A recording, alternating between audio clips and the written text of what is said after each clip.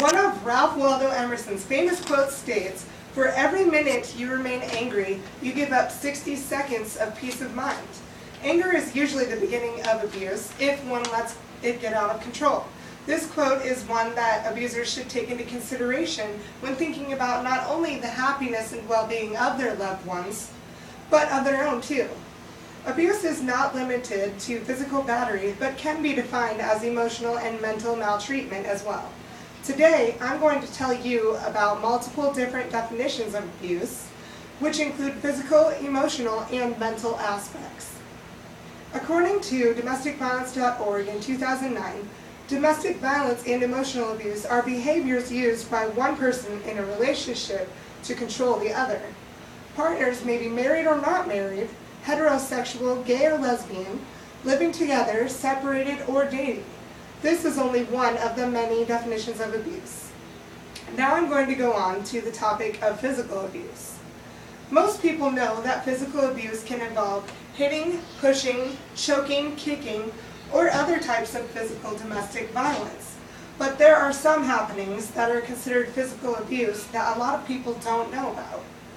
Some of those things, as described in the violence wheel, can include using isolation, coercion and threats, economic abuse, or treating him or her like a servant. While some of these occurrences can also fall under the categories of emotional or mental abuse, they are considered alternate forms of physical abuse as well, in order to make them a criminal activity to be able to aid the victims in pressing charges against their abusers. In order to explain a little more about these types of maltreatment, we will again refer to the violence wheel. It states that isolation is when an abuser uses jealousy or some other means to justify his or her abuse by keeping the victim away from friends, family, limiting their outside time, or controlling where or when she goes places. Additionally, when an abuser uses threats, it can be anything from making him or her do illegal activities and threatening to report them, to threatening to leave them all the time, or making or carrying out threats that the abuser knows will hurt him or her. All of these things happen so that the abuser can gain power or control over the victim, which is why the power and control is in the center of the violence wheel. Economic abuse is defined as financial dependence abuse because the abuser will often not give the victim access or knowledge of money that should be available to the whole family. They may give them an allowance, take his or her money and make them ask for it, or physically prevent them from even getting a job.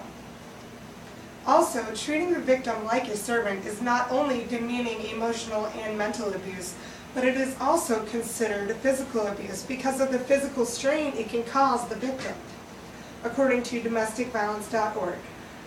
Secondly, I will go more in depth about emotional abuse. As stated by dictionary.com, the emotional definitions of abuse are to use wrongly or improperly misuse, to abuse one's authority, to speak insultingly, harshly, or unjustly to or about someone, harshly or coarsely insulting language, or bad or improper treatment, in other words, maltreatment.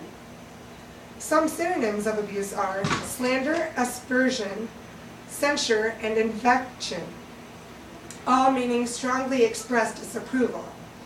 Abuse implies an outburst of harsh and scathing words against each other, often one who is defenseless, while censure implies blame, adverse criticism, or hostile condemnation. One cannot express how much all of these different definitions and research can open minds and help people to be more knowledgeable about what mental abuse really is. Next, I'm going to go on to some more mental abuse aspects. According to domesticviolence.org and their violence wheel, using intimidation, children, minimizing, denying, blaming, or using male privilege can be forms of mental abuse. Intimidation is when an abuser uses gestures or looks to control the victim. It can also be when the person being intimidated is threatened by the abuser. When an abuser uses children against the victim, it is devastating. The abuser can try to make him or her feel guilty for not doing things the way the abuser wants them to do. Or it can even threaten to take the children away from them to make them stay or do their bidding. Sometimes sometimes the person who is getting abused gets blamed, put down, or minimized for the things that he or she cannot even control.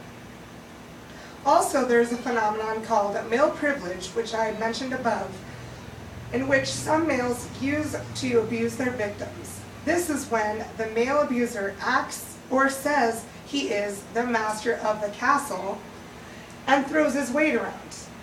In this case, he will define the male and female rules, and it's never fair to the female.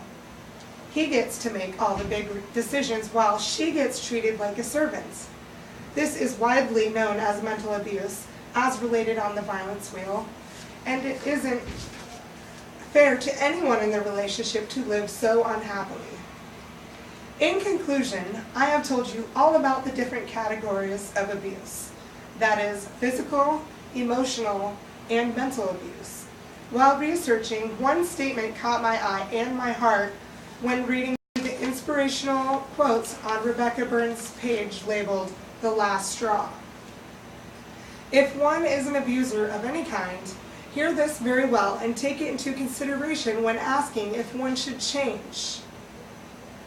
While you scream at your woman, there is a man wishing he could whisper softly in her ear. While you humiliate, offend, and insult her, there is a man flirting with her and reminding her how wonderful she really is. While you hurt your woman, there's a man wishing he could make love to her. While you make your woman cry, there's a man stealing smiles from her. And that concludes my speech. Thank you.